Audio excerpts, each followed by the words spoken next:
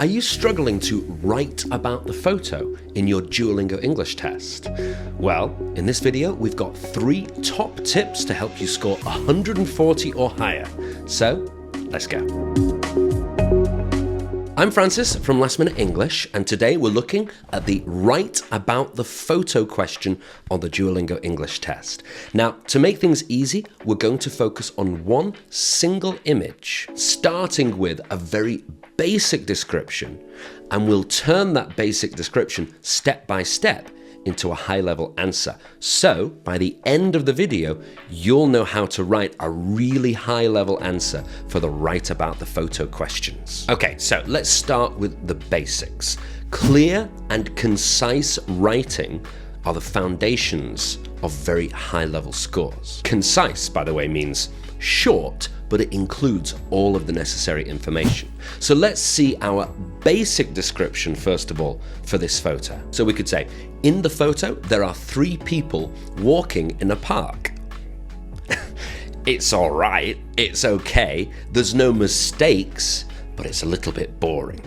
It is concise, it's short, but it doesn't really have any exciting detail, and it doesn't give us a picture in our minds. That's what we need to give if we want to get those higher scores. We need a very clear picture that if someone's reading this without seeing the photo, they can still imagine the photo by reading our clear but interesting description. So we can add a little bit more detail. Let's take it up one level. So we could say, in the picture, a man and a woman are walking hand in hand near another woman in a sunlit park. So we've added some details. We've said, like, a man and a woman and another woman. We've said sunlit park, so there's light coming down. And we've added the hand in hand detail. So already, if we're imagining this, we can start to see it more clearly. So this is definitely an improvement. So step 1 is adding details, but step 2 is adding some advanced vocabulary. So right now we're saying a couple is walking hand in hand. It's okay, it's not terrible, but let's see how we could upgrade the vocabulary. We could say, in the picture, a couple strolls hand in hand, while another woman walks nearby beneath golden leaves in a sunlit park. So we've changed a man and a woman to a couple. That's pretty good. That's making it a little bit shorter and more concise. A good example of being concise, actually. A man and a woman, a couple. It's the same information, but in a shorter way. And we've changed walking to stroll. So stroll means walk, but it's a specific type of walking that's kind of a bit like that looks like jogging, but it's more relaxed walking, not walking where you're late and you have to get to a meeting. It's a more relaxed type of walking. And we've also added beneath golden leaves, which is a beautiful way of describing like how it looks. So we've got beneath golden leaves in a sunlit park, and that's really going to improve vocabulary and also make it clearer in terms of the picture we give in the mind of the reader. Now, already this is a pretty good answer, but we can do another upgrade. We can upgrade the sentence structure to make this, I think, a 160 level answer. So let's see how it could look. We could say, bathed in a golden sunset, a couple strolls hand in hand through a park, while another woman walks nearby, their shadows stretching gracefully along the path. So we've put that bathed in a golden sunset. We've put that towards the start and then put a comma after it because that sets the scene. That gives us already, as we start to read, a very clear idea.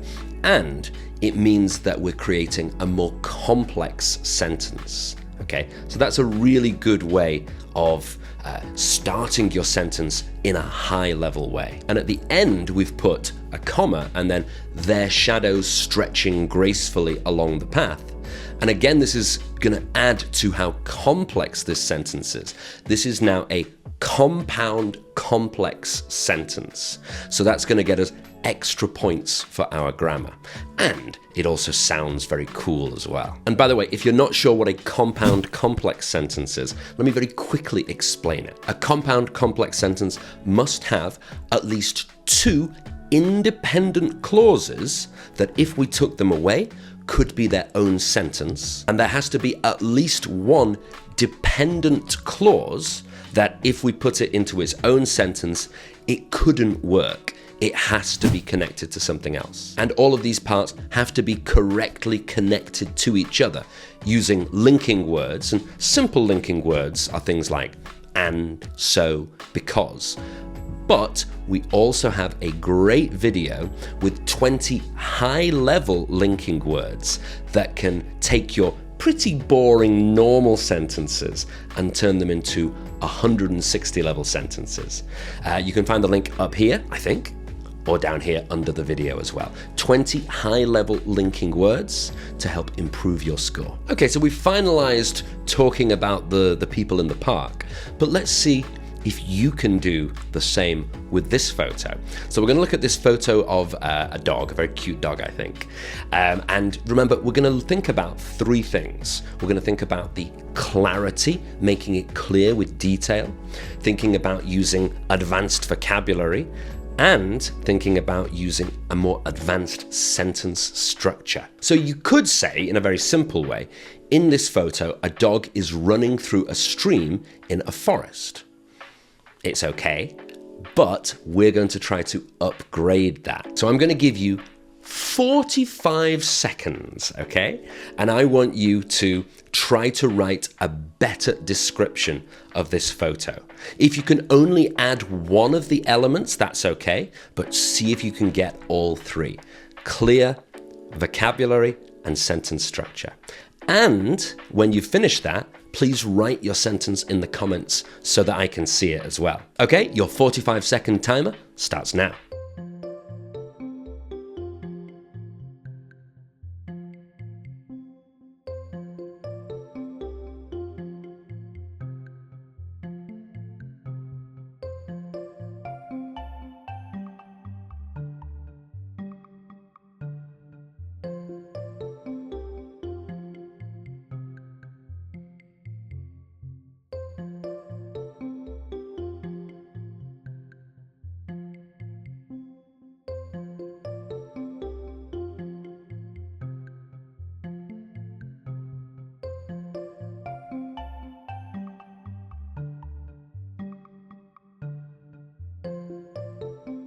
Okay, welcome back. So let's take a look at my answer. I actually decided to make it 2 sentences, but let's see what we've got. So we could say, the photo depicts an excited dog bounding through a shallow stream in the heart of a lush forest. The dog's glossy black coat glistens in the sunlight filtering through the dense canopy above, while its playful expression conveys a sense of energy and joy. Pretty good, right? There's some nice vocabulary there. For example, lush forest. If we just say forest, it's okay, but just by adding one adjective, lush, we're really upgrading that. And we've changed the verb. Instead of running, it's bounding. Bounding is like, that looks like a horse, doesn't it? That's no good. But it's, bounding means running in an excited way. Like the dog is very happy to be in that stream. And instead of just saying the black dog, we've said the dog's glossy black coat. Glossy is like shiny. Glossy black coat. Coat means it's not wearing a coat. That's what we call dog's fur. And it says glistens. That's when the light shines off of something shiny. So remember, if you want to turn a pretty basic, not bad but not great sentence into a really high level sentence and get 140 or even 160, you're going to do 3 things. You're going to add those details to make it very clear, add some advanced vocabulary, and add that sentence structure as well. Remember to tell me your answer to the dog sentence. Write it here in the comments under the video. If you found this video useful, please like and subscribe. And remember to watch that video about the linking words to improve your DET vocabulary and grammar score. Okay?